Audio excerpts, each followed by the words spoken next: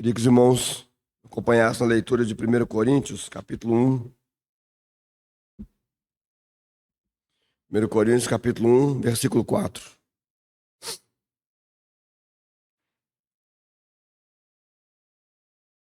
Primeiro Coríntios 1, 4.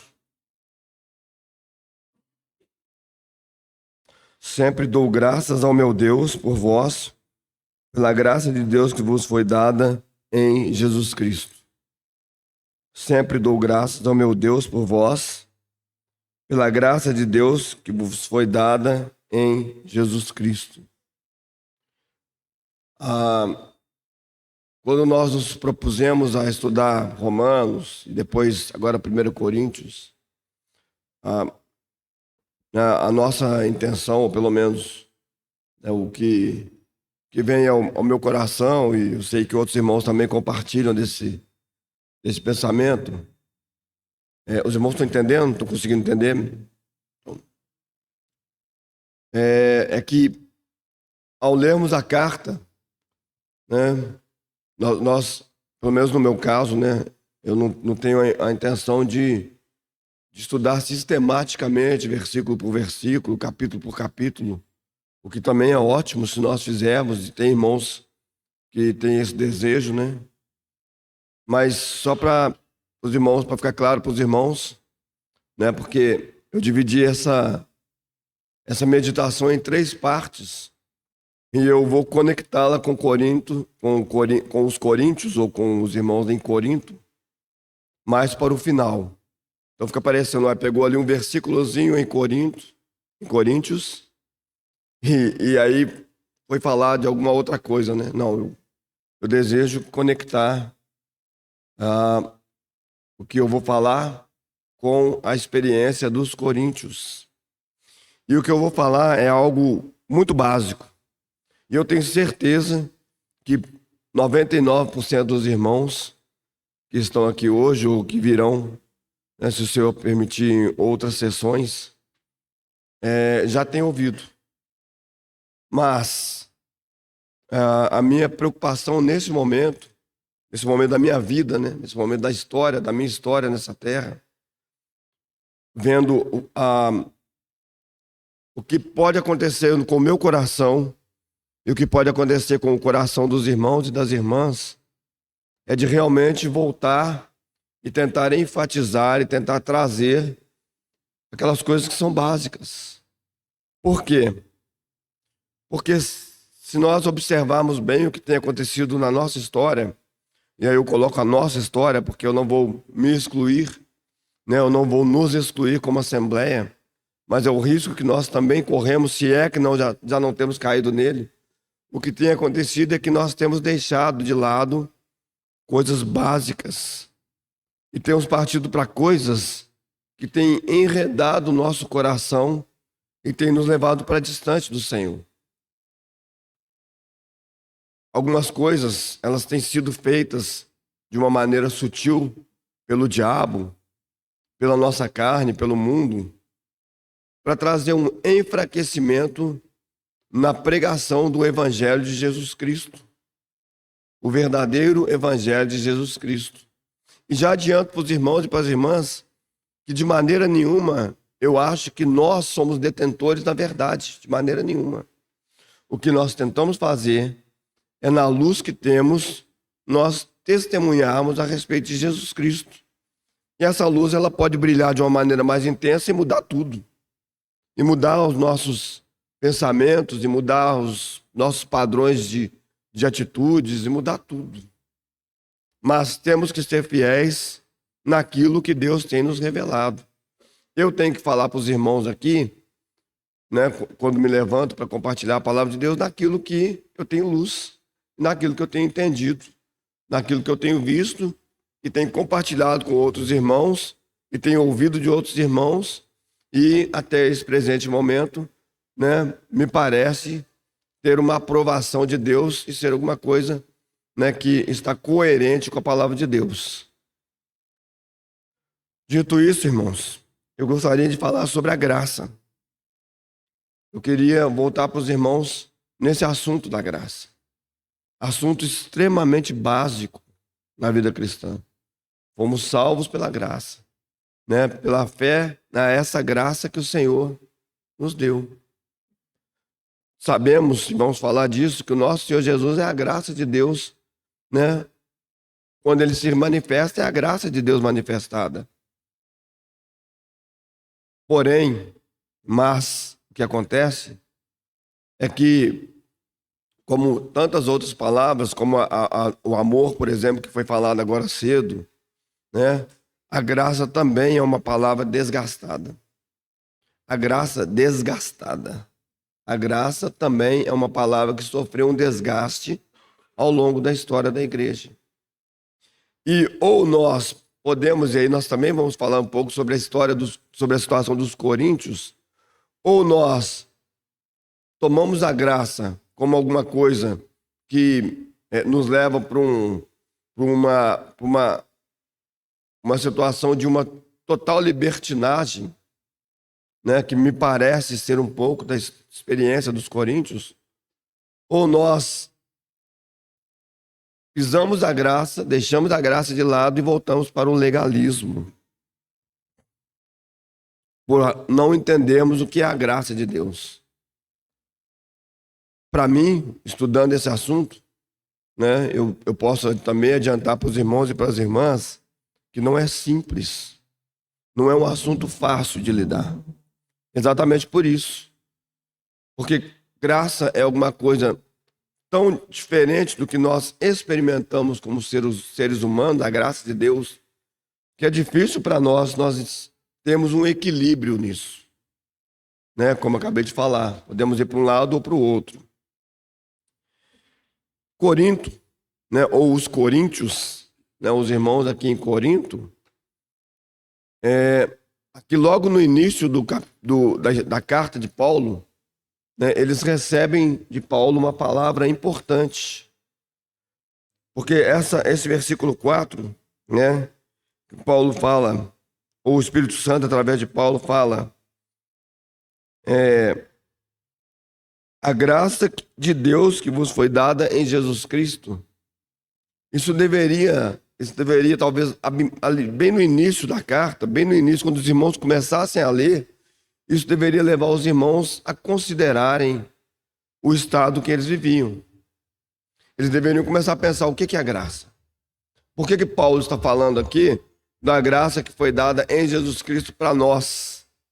O que ele quer dizer com isso? O que isso faz diferença na nossa vida como irmãos, individualmente e coletivamente? Como isso muda a minha história? Como isso muda a minha maneira de viver? Há uma graça que foi dispensada em Jesus Cristo para os irmãos de Corinto, a qual, quando nós continuamos lendo a carta, nós vemos que eles não faziam um bom uso. E aí nós precisamos pensar a respeito disso.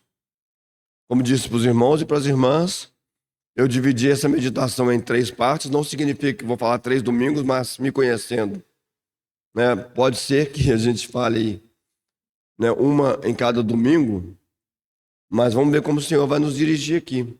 Eu faço as minhas anotações esperando, orando, para que Deus ele nos mova, para que aquilo que Ele deseja falar, Ele fale, né, utilizando esse vaso de barro, né, nos dando direção pelo Seu Espírito Santo. Então, o que seria graça?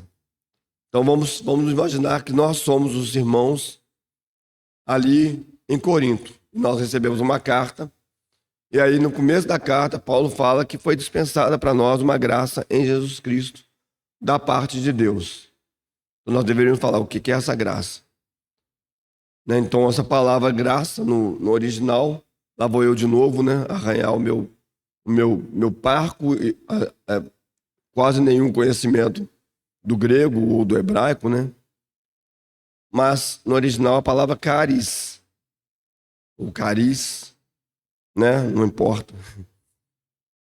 Essa palavra ela pode ser traduzida como um benefício aceitável, um dom, um favor e um favor imerecido. Alguma coisa que você recebe que você sabe que você não merecia. uma situação que vem sobre você, alguma coisa que você ganha, alguma coisa que te acontece, que você fala, não, pelo que eu fiz, pelo que eu sou, pela maneira como eu procedo, eu não deveria receber isso, eu deveria receber outras coisas. Eu não deveria receber esse benefício. Eu não deveria receber esse dom. Eu não deveria receber esse favor. Isso é graça. Então, quando eu falo assim, irmãos, eu ganhei uma coisa ali, me foi dado de graça. É exatamente essa a ideia. Né? Não me custou nada. Não me custou absolutamente nada. Alguém chega e me deu, alguém chegou e me deu e eu recebi. É a graça. Quando nós falamos de graça de Deus, a graça que nos foi dada em Jesus Cristo, então isso abre um leque, né, enorme, que nós poderíamos, isso não é chavão, nós poderíamos gastar o resto do ano falando sobre a graça e talvez até o ano que vem, né, considerando sobre esse assunto, porque é um assunto rico, porque é um assunto necessário. Então, se os irmãos puderem acompanhar aí, 1 Pedro, capítulo 5, primeira carta de Pedro.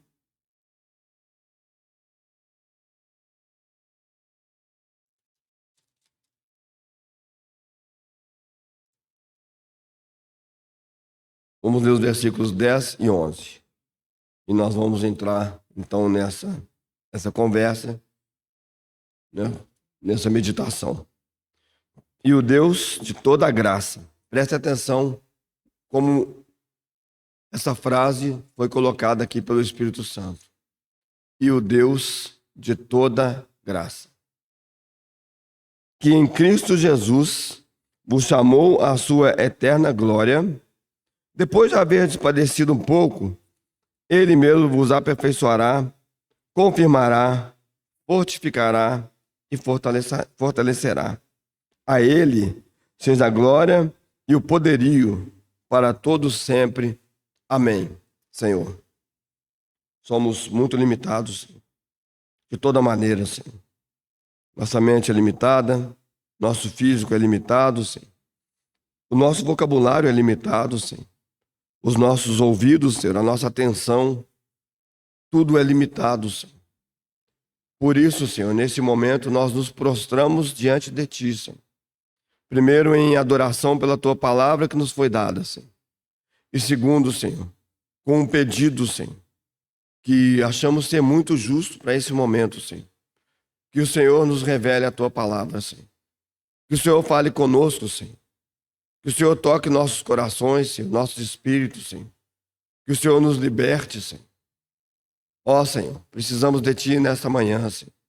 Precisamos de Ti, Senhor, para sermos fortalecidos, Senhor, até mesmo fisicamente, Senhor. Para que possamos, Senhor, nesses dias de trevas, Senhor, alcançarmos, Senhor, e vermos luz, Senhor, na Tua palavra, que é a lâmpada para os nossos pés. Senhor, ajuda-nos, Senhor, nesse assunto tão complexo, Senhor, relacionado à graça, Senhor. Nos ajuda, Senhor. Nós precisamos de Ti, Senhor. Nós precisamos de sabedoria do alto, nós precisamos de unção, nós precisamos de revelação, Senhor. Nós precisamos de poder do alto, Senhor. Senhor, para falar e para prestar atenção, Senhor. E glorificamos o Teu nome, Senhor, porque sabemos, Senhor, que o Senhor nos prometeu que estaria conosco, Senhor. E nos deu o Teu Espírito Santo para nos auxiliar, Senhor, e para, Senhor, através de nós, nos levar para dentro de toda a verdade que é Cristo, Senhor. Estamos aqui, Senhor, esperando que durante todo esse período que nos resta dessa manhã, o Teu Espírito Santo nos encaminhe para dentro de toda a verdade. E a glória do Senhor se manifeste sobre nós, nos conquistando, Senhor, de maneira plena e absoluta. É a oração que fazemos a Ti em nome do nosso Senhor Jesus. Então Pedro, ele vai dizer, né, e vamos voltar a esses versículos depois, se o Senhor permitir. Pedro vai dizer para nós que o Deus de toda graça, o Deus de toda graça, Ele nos capacite, Ele nos guie. O que nós precisamos pensar, irmãos? Porque ao pensarmos sobre graça, eu acho que vem no nosso coração, pelo menos no meu, uma sensação de que há alguma coisa que é contrário à graça. que não nos é dado, mas é exigido de nós. E nós sabemos que é a lei. É a lei. Quando o Senhor dá a lei, ali em Êxodo capítulo 20, né, nós temos aqui contexto, nós vamos para lá daqui a pouco. O Senhor não estava fazendo uma brincadeira, um joguinho. O Senhor não estava nos punindo. O Senhor não estava tentando fazer qualquer coisa que não fosse nos levar a Jesus Cristo. Era isso que o Senhor queria. Era isso que o Senhor desejava, nos mostrar a sua graça. Por quê? Porque, na verdade, toda a história da humanidade, ela é recheada, ou ela é molhada, toda a história da humanidade pela graça de Deus, porque o Deus de toda graça é o Senhor, é o Deus da humanidade. Ele é o Deus sobre todas as coisas. E quando nós pensamos no Deus do Velho Testamento, né, nós podemos ficar confusos às vezes, falar como que esse Deus é um Deus gracioso. Tem um colega de trabalho que ele eu considero, se é que existe isso, um quase ateu, pelas coisas que ele fala, né? Mas eu vejo que o Evangelho e a palavra de Deus o afetam de alguma maneira. Recentemente, fez semana passada, começaram um assunto lá na sala dos professores, e ele falou assim, a gente tem que agir igual o Deus do Velho Testamento. Tem que agir igual o Deus do Velho Testamento. E ele começou a discorrer sobre o Deus do Velho Testamento. Eu não achei adequado, né, falar qualquer coisa para ele, porque primeiro ele não me pediu minha opinião. E segundo, Deus não precisa da minha defesa em coisa alguma, né? Eu já falei algumas coisas para ele sabe, né? Porém, nesse momento, mas o que eu estou querendo dizer é que as pessoas, e às vezes nós fazemos isso, nós olhamos para o Velho Testamento e nós vemos um Deus. Nós olhamos para o Novo Testamento e nós vemos um outro Deus. Mas eu anotei aqui algumas coisas que eu gostaria, né, de maneira básica, para nós pensarmos que Deus é um Deus em quem não há variação nenhuma. Nenhuma variação. Deus é Deus eternamente, da mesma maneira que ele sempre foi. Deus não mudou. Deus não se tornou mais velho, não ficou mais velho e ficou mais compassivo. Ou talvez mais cansado. E falou, eu vou deixar as coisas do jeito que estão. Vou arrumar um jeitinho para essas pessoas aí serem livradas da condenação, porque eu estou cansado. Né? Já julguei a humanidade tantas e tantas vezes, mas chega no momento agora, eu não quero fazer mais isso. Então, vou fazer o seguinte, eu vou me transformar, eu vou vou encarnar, né, como um homem e vou salvar essas pessoas e aí resolvi o problema, eu descanso, todo mundo descansa e tá bom demais. Não, Deus não fez isso. Deus é o mesmo Deus de eternidade a eternidade. O mesmo Deus. E todas as coisas que Deus fez, ele fez baseado no Deus que é um Deus gracioso, que é um Deus cheio de graça. Então vamos lá. Quando Deus cria, nós podemos talvez pensar em coisas anteriores a isso, né? Em que Deus também, quando, por exemplo, lá na eternidade, ele já tem o plano, ele já tem o cordeiro que foi morto desde a eternidade. Mas vamos pensar que a partir do início, quando nós chegamos a esse planeta, quando Deus nos colocou aqui, né, nos nossos primeiros representantes, os nossos pais, Adão e Eva. O Senhor os coloca nesse mundo, o Senhor os cria como um ato de graça. Por que Deus precisaria criar o homem? Deus estaria incompleto? Deus precisaria de companhia? Deus não estava sozinho? Né? Façamos o homem a nossa imagem e semelhança. Deus, nesse façamos, há uma completude de Deus. Deus é completo. Ele não precisa de você, ele não precisa de mim. Ou ele não precisava. Quando Deus cria Adão e Eva, é um ato de graça de Deus. Porque quando ele os cria, ele cria esse casal, que depois viria, né, a ser o pai de os pais da humanidade, né? Ele os cria para que a humanidade pudesse desfrutar, conhecer quem é Deus. Ele cria para a sua própria glória. Mas ele não precisava disso, porque se ele não nos criasse, a glória dele não diminuiria, ele não seria menos Deus. Se Deus tivesse planejado e desejado ficar sozinho por toda a eternidade, e nossa mente às vezes não alcança isso, ou às vezes não, nossa mente não alcança, né? Estava tudo ok para Deus. Deus não precisa de nós.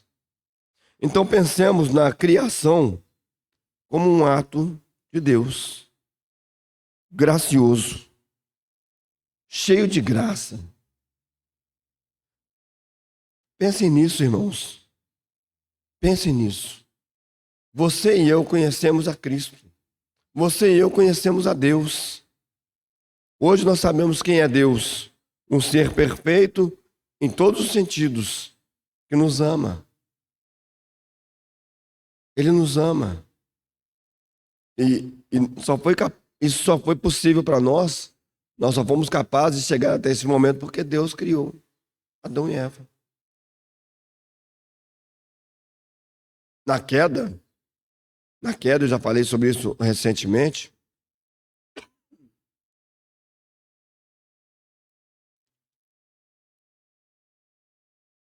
Houve graça de Deus. Porque, e aí até me interpelaram sobre isso, né? Poderia haver uma outra forma de o homem conhecer a Deus? Acho que não. Sabe por que eu acho que não? Porque eu penso que o ser criado jamais será como o Criador. Se nós fôssemos mantidos numa situação de não pecado, de não haver tentação, de não haver uma árvore do conhecimento no jardim, nós nunca seríamos como o Criador, mas nós também não seríamos pessoas que conheceriam a graça e a misericórdia de Deus. Os irmãos e as irmãs entendem isso, essa ideia?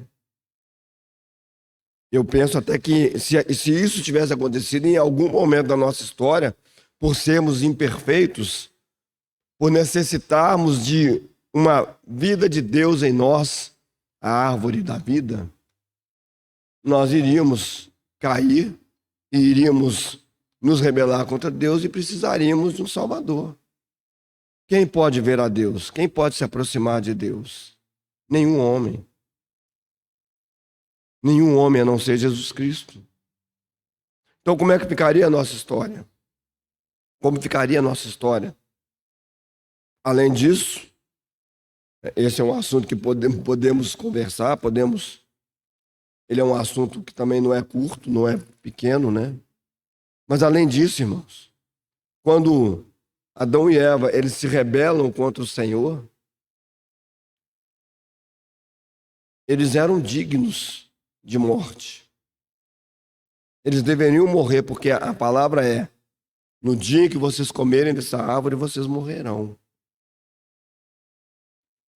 E de fato, houve morte.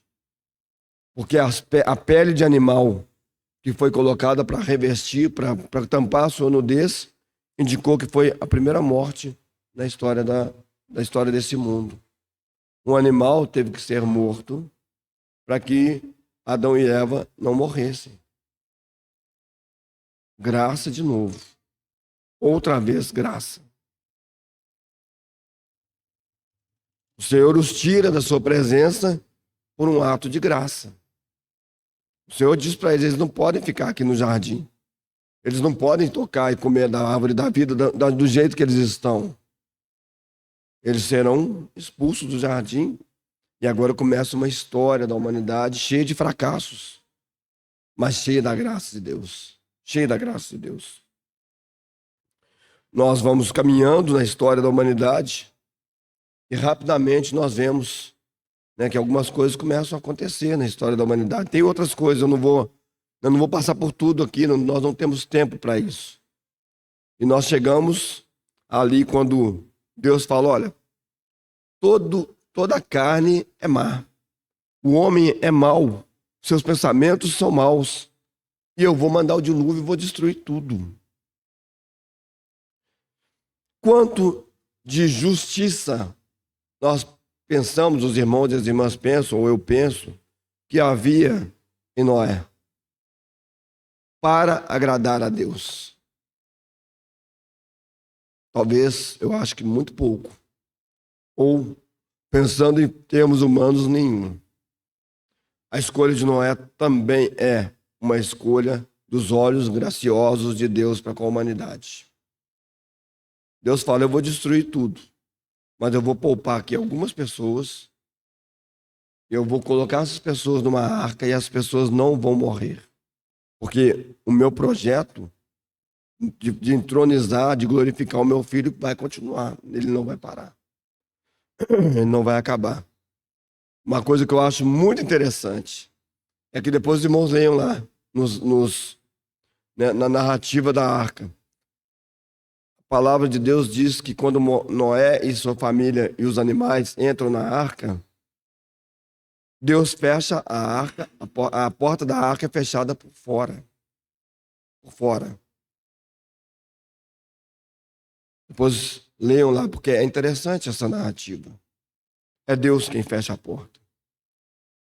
Nós sabemos que a arca, ela é um tipo de Cristo. Tanto essa arca, quanto a arca da aliança, são tipos de Cristo.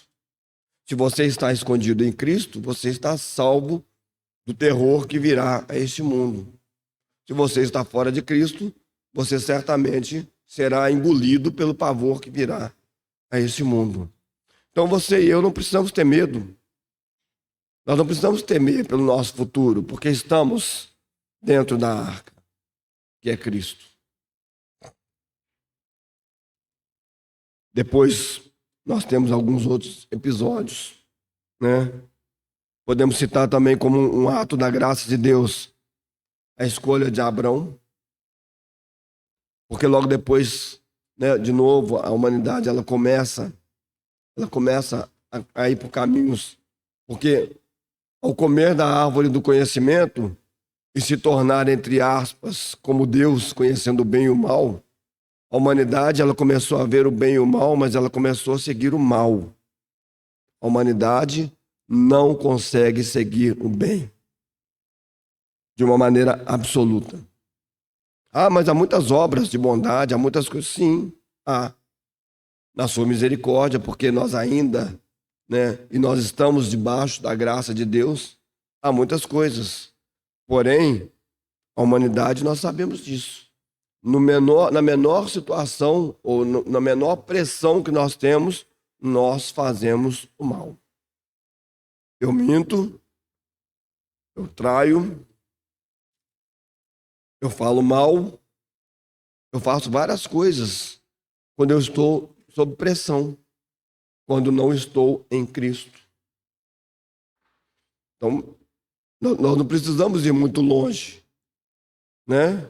Então, quando o Senhor Jesus, depois de 3 anos, pouco mais de 3 anos andando com os seus discípulos, ele é arrastado por aquelas pessoas ali para um tribunal, tirado lá do jardim e levado, no começo da pressão, os seus discípulos já bicam a mula, já vão embora, já correm, já fogem, já se escondem, né?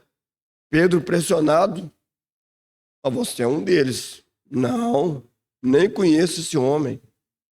E a Bíblia fala que Pedro ele começa depois a praguejar. Ele começa a falar palavrão. Ele começa a praguejar, fala, não conheço, e ele solta lá os palavrões dele em hebraico, né? E nós sabemos, irmãos, que a natureza humana, ela na sua melhor forma. E não pense você e eu que se nós estivéssemos com o Senhor Jesus, nós faríamos diferente. Faríamos, não. Talvez eu fosse o primeiro a correr.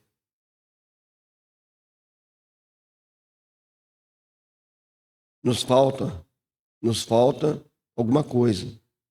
A humanidade perdeu, está destituída da glória de Deus. Então, Noé, Abraão, e Abraão, então, ele é escolhido por Deus, né?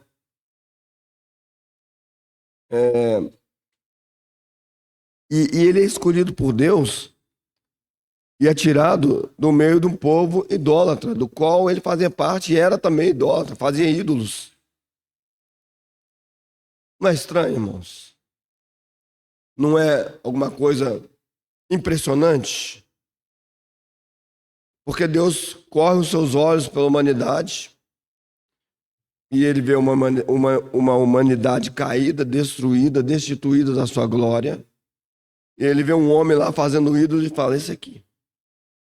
Claro, essas coisas já estão na contabilidade de Deus por toda a eternidade. Abraão, sai daí do meio da tua parentela, sai desse negócio aí que você está fazendo. Esses deuses aí que não podem falar nada, não podem responder. Vem aqui, eu sou o Deus vivo. Eu sou o Deus vivo. Eu falo, estou falando com você. Eu vou te mandar para um lugar que você ainda não sabe qual que é. Graça, irmãos. Graça. Graça, graça, graça. Eles começam a andar ali, né? E aí foi lembrado para nós na semana passada, né? Sobre Esaú e Jacó. E é uma história muito interessante mesmo, porque Jacó, mais uma vez, né? Depois, né, vem Isaac, depois aí Jacó. Eu estou pulando, tá, irmãos? Estou pulando, porque senão a gente não tem tempo. Jacó é o escolhido. Outra vez a graça de Deus. Cada um de nós aqui, em alguma medida, nós somos parecidos com Jacó. Graça de Deus. Depois nós podemos falar de Moisés. Novamente a graça de Deus guardando Moisés, né? Ele seria morto. A ordem é mate todos os do sexo masculino que nasceram. Moisés acha graça aos olhos de Deus e depois Deus o resgata de dentro do palácio de Faraó e faz de Moisés, pela sua graça, a pessoa que tiraria o povo do Egito. E aí, nesse contexto de Moisés,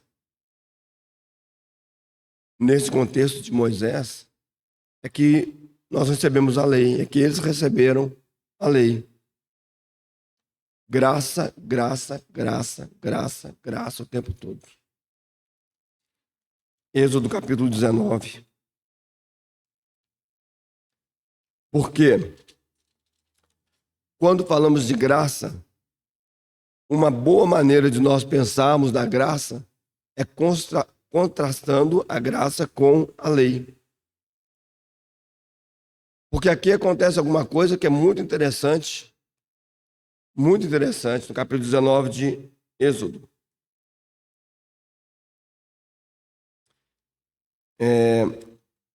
Aqui no versículo... Vamos ler a partir do versículo 3. E subiu Moisés a Deus, e o Senhor o chamou do monte, dizendo: assim falarás à casa de Jacó, e anunciarás aos filhos de Israel. O versículo indicando graça. Vós tendes visto o que fiz aos egípcios, como vos levei sobre asas de águias e vos trouxe a mim. Moisés, fala para esse povo aí.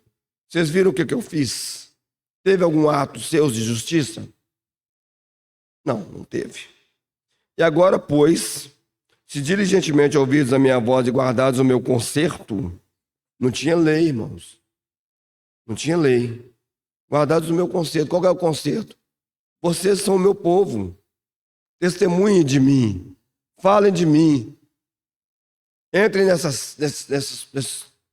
nesses países para os quais eu estou mandando vocês, nessas nações, e testemunhem do meu poder, testemunhem da minha graça, testemunhem da minha fidelidade, testemunhem de um Deus vivo e verdadeiro, em contraste com os deuses mortos que não podem falar, os deuses mudos que eles têm.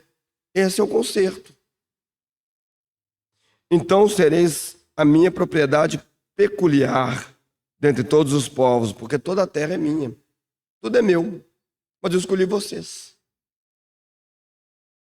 E vós, preste atenção, e vós me sereis reino sacerdotal e povo santo. Já vimos isso em algum lugar, não já, irmãos? 1 Pedro 2,9. Está um pouquinho diferente lá. Então são essas palavras que falarás aos filhos de Israel. Veio Moisés, chamou os anciãos do povo e expôs diante deles todas as palavras que o Senhor lhe tinha ordenado. Então, todo o povo respondeu uma voz e disse: tudo o que o Senhor tem falado, faremos. E relatou Moisés ao Senhor as palavras do povo. Moisés voltou lá e falou: Senhor, o povo falou que o Senhor pode falar o que o Senhor quiser, e tudo que o Senhor falar, nós vamos fazer. Disse o Senhor a Moisés: eis que eu virei a ti, presta atenção na expressão, numa nuvem espessa.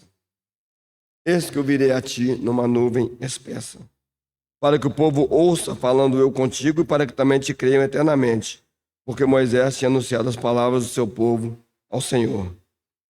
Disse também o Senhor a Moisés: vai ao povo, santifica-os hoje e amanhã, e lavem eles as suas vestes, e estejam prontos para o terceiro dia.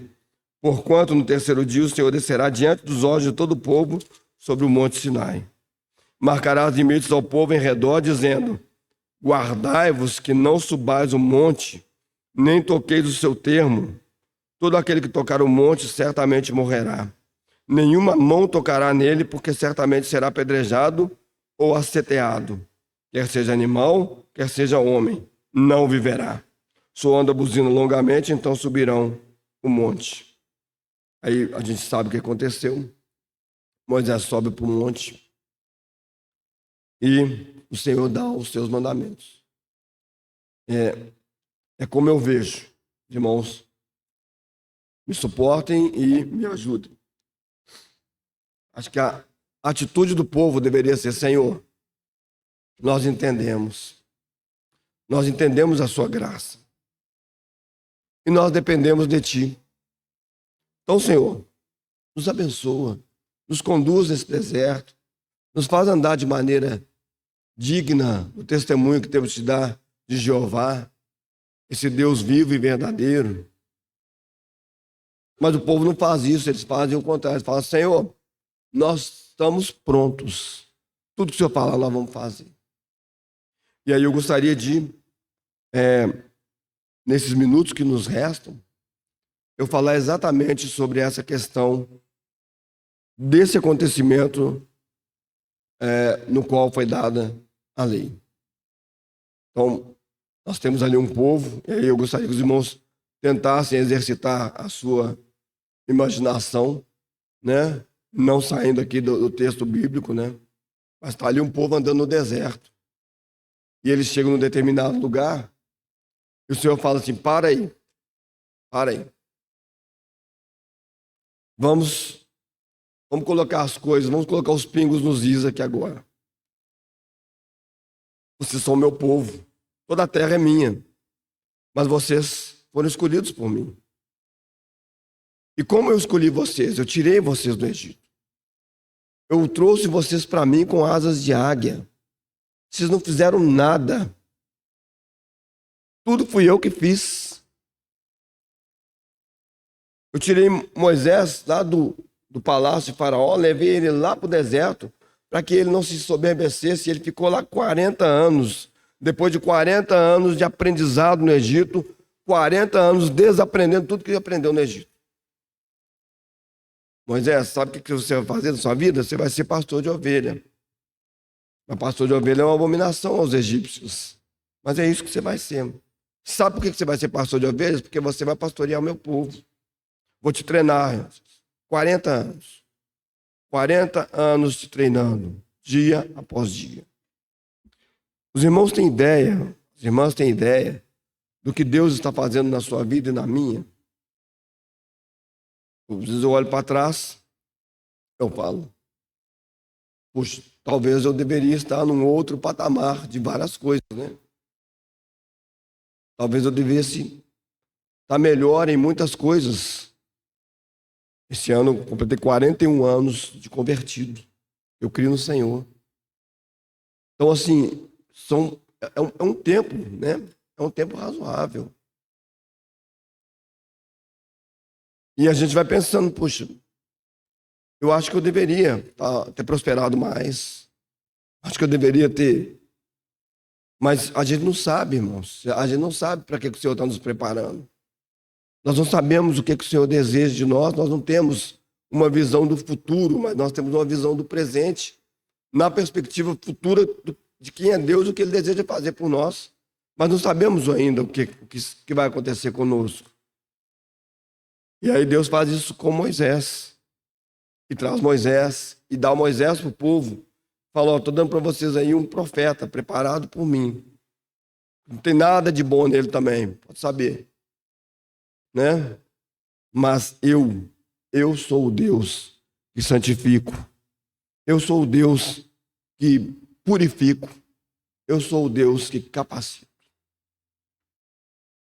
E aí o povo está ali, diante daquela situação. Então Deus fala com eles, ó. Então vocês sabem o que aconteceu isso, né? Agora, se vocês forem fiéis, sejam fiéis ao que vocês viram. Testemunhe. Quando, né, o Senhor não falou isso para eles aqui. Mas é claro que está implícito. Quando você chegar na porta lá da terra prometida ali, quando vocês chegarem ali nos limites, entra. Eu já dei a terra para vocês, testemunho do meu poder. E a gente sabe o que aconteceu, que aquela geração não entra. Mas Deus até aqui estava falando para eles, pela graça, vocês podem tudo o que está relacionado com a vontade de Deus. Aí o povo, então, fala, não, nós vamos cumprir tudo que o Senhor falar, nós vamos fazer. E aí, então nós temos essa crise. O Senhor fala para Moisés, e a primeira coisa que eu queria chamar a atenção dos irmãos e das irmãs é, amanhã eu virei a voz numa nuvem espessa. Numa nuvem espessa. Eu lembro, quando eu era criança, ainda lembro, quando eu era menino, pequeno, lembro que um dia minha irmã foi me buscar na escola, eu tinha 7 anos de idade. 7, 8 anos de idade. E a gente morava longe da escola, né? Todo pai mora longe da escola, né? A nossa história, nós morávamos longe da escola. E eu não sabia muito bem o caminho sozinho, eu nunca prestei atenção muito no caminho, porque minha irmã me levava. E nesse dia ela atrasou, e eu acho que ela passou por um outro caminho, e eu fiquei sozinho. E eu fui andando, falei, eu vou para casa, né? Eu sabia qual o caminho, mas eu tinha mais ou menos uma... Estava chovendo muito. Estava chovendo muito. E onde eu morava, ali no Santa Efigênia, eu morava no alto, e do alto a gente tinha uma vista da cidade, do centro da cidade, ele muito bonito. Eu via aquelas nuvens, eu via a chuva. E eu passei alguns anos da minha vida com medo de chuva, com medo de nuvem. Alguns anos, até na minha adolescência, eu tinha medo quando via nuvem escura. Eu tinha um certo desconforto. Não é que eu ficava apavorado, né? Mas eu tinha muito desconforto. Quando o Senhor fala para Moisés que eu virei numa nuvem espessa, eu nessa condição, se eu estivesse ali, eu acho que eu já desmaiava, ou então corria, né? Eu não quero ver isso, não. Mas eu imagino, irmãos, que isso aconteceu com aqueles israelitas no deserto. Isso aconteceu com eles. Porque o Senhor prossegue dizendo, olha, não é só isso. Não é só isso. Também, você vai fazer um cerco, você vai cercar um monte aí. Porque se alguém, até um animal, se ele passar, ele vai ser apedrejado e vai morrer. Se alguém colocar a mão no monte, vai morrer. Irmãos, o que a palavra de Deus, uma das coisas que a palavra de Deus talvez esteja tentando dizer para nós é, pela lei, Deus se torna inalcançável. Porque acontece tudo aquilo para que a lei fosse dada. Então Moisés sobe e os anjos, né? Os anjos entregam a lei para Moisés. Deve ter sido um espetáculo, né? Impressionante, né? Mas o espetáculo que os israelitas estavam vendo era algo atordoador. Era um pavor. Se os irmãos abrirem, eu gosto dessa narrativa aqui em Hebreus, a carta aos Hebreus. A gente conhece bem essa narrativa.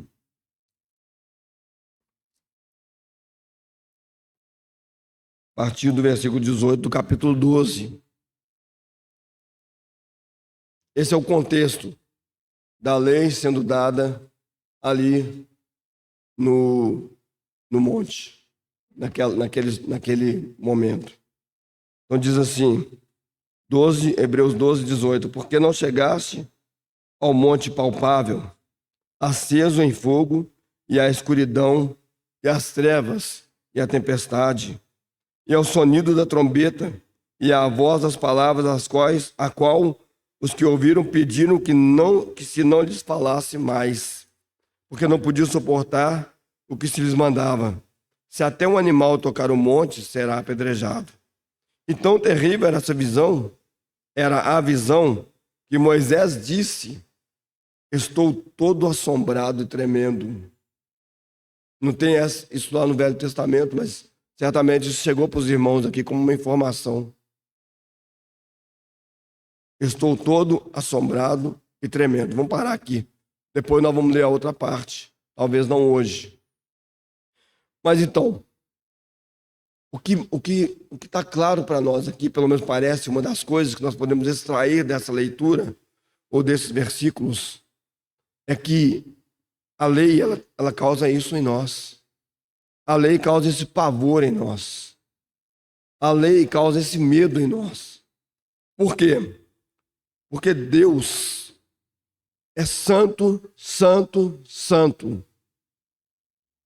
Não importa o que você faça na sua própria força, na sua própria justiça, porque as nossas justiças são como trapos de imundície perante Ele, que possam te colocar diante de Deus. Não tem jejum, não tem oração, não tem absolutamente nada dessas coisas que possam te conectar com Deus. O que pode te conectar com Deus não é o que, é quem, é Jesus. É o Senhor Jesus. E por toda a sua experiência cristã. Toda a sua experiência cristã. Não estou falando contra jejum, não estou falando contra oração, né? Não estou falando contra essas coisas. Mas, se essas coisas começam a soar para você como uma justificativa, como uma maneira de você alcançar Deus, você já perdeu o bonde. Você já perdeu o trem. Você já caiu da graça. Você já caiu da graça. Se o alimento, se a falta de alimento, se qualquer coisa que você ache que te justifica diante de Deus, que pode te chegar, te aproximar de Deus, qualquer uma dessas coisas, se você se apega a essas coisas e elas começam a viver, a ser o centro da sua vida, você já caiu da graça. Por quê, irmãos? Porque essas coisas, elas não são, por si mesmas, uma razão ou uma motivação. Elas são coisas motivadas por Deus. Elas são coisas que Deus faz em nós. Então, por que eu jejuaria? Na minha perspectiva, por que eu jejuaria? Porque existe em mim um sentimento tão forte, ou alguma coisa tão forte da parte do Senhor, que eu perco a fome. Ah, não, mas eu vou jejuar porque eu vou me aproximar de... Não. Eu estou tão próximo de Deus que Deus se torna para mim tão superior a essas coisas que eu perco, inclusive, a fome.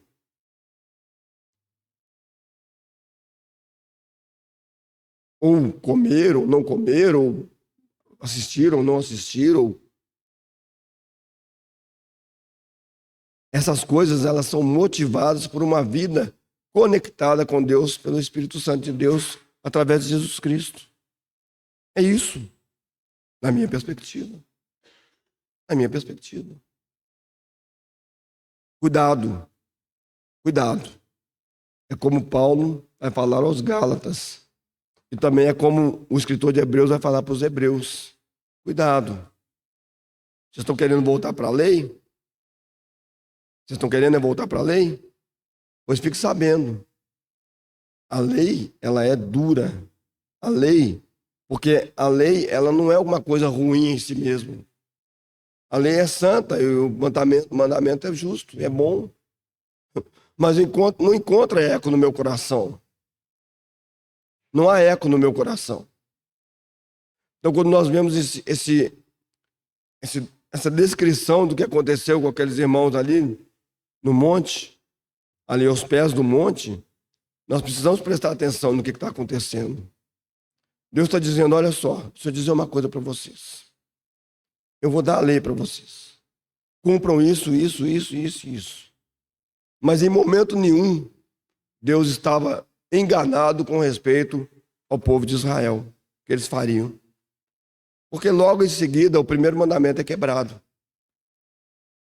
Amarás o Senhor teu Deus de todo o teu coração, de toda a tua força, de todo o teu entendimento.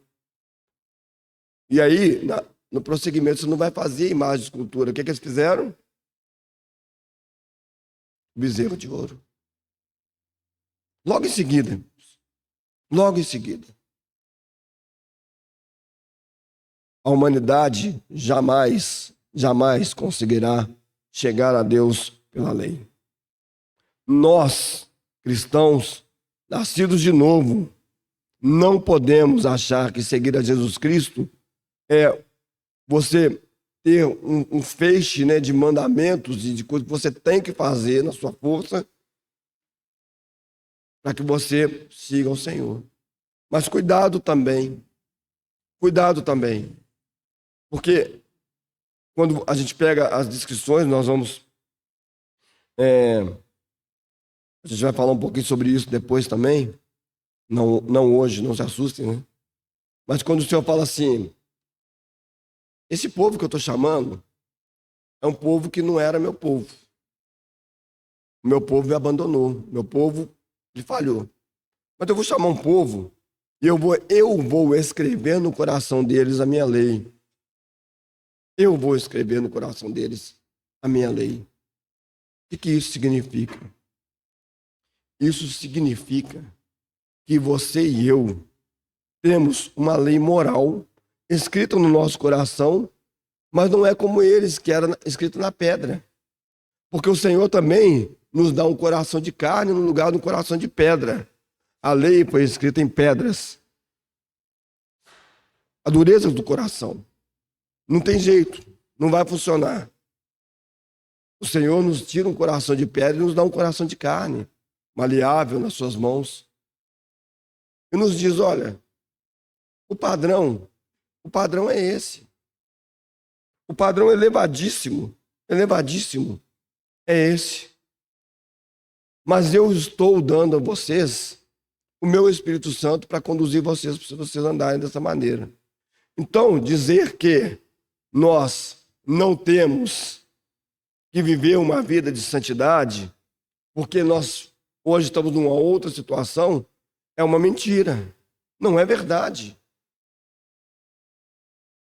Nós olhamos para o padrão de Deus, que é Cristo Jesus. Um homem santo, um homem que andou nessa terra de maneira pura, de forma totalmente adequada ao padrão e à vontade de Deus. E nós falamos, este é o padrão de Deus. É assim que eu preciso andar. Vou conseguir o tempo todo? Muitas vezes não. Mas o Espírito Santo trabalha em nós. E como falei agora há pouco, Deus está trabalhando em você e em mim para que sejamos cada vez mais parecidos com o seu Filho pela vida dele que está crescendo em nós. É isso.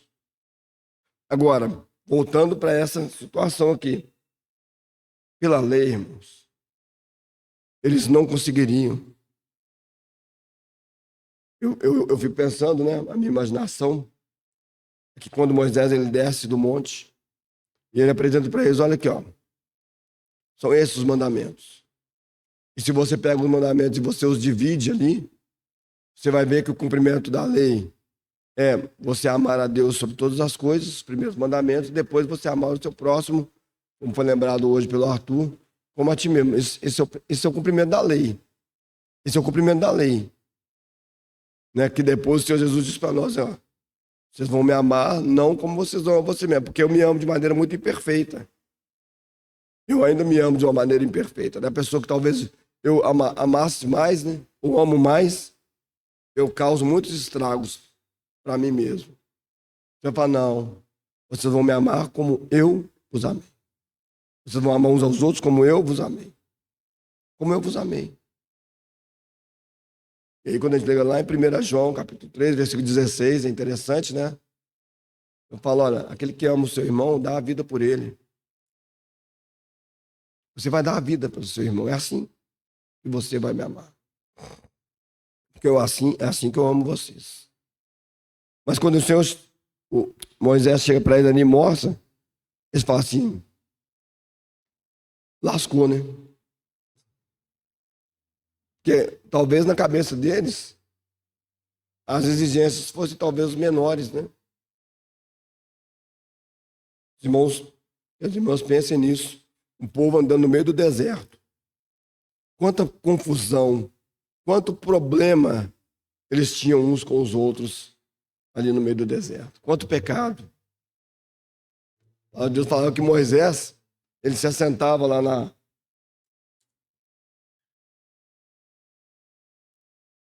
Ele se assentava e ficava julgando o povo de manhã até a noite. Os irmãos lembram disso? Julgando o quê?